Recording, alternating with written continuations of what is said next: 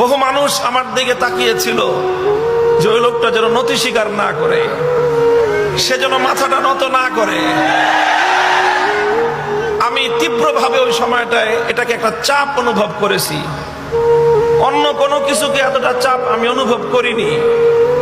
আমার জেল হতে পারে, আমার কঠিন শাস্তি হতে পারে, বড় ধরনের হয়রানির শিকার আমি হতে পারি, এটাকে আমি অত বড় চাপ অনুভব করিনি। আমি যেটাকে চাপ অনুভব করেছি সবচেয়ে বেশি, সেটা হলো এই যে হাজার হাজার ইমানদার, মুখলেস, নিভৃতচারী আল্লাহওয়ালা নারী, পুরুষ, বুজুর্গ, তারা সবাই তাকায় আছে আমার দিকে। তাদের হৃদয়ের কামনা ছিল ও যেন ওর কথা, ওর ভাষা যেন নরম না করে।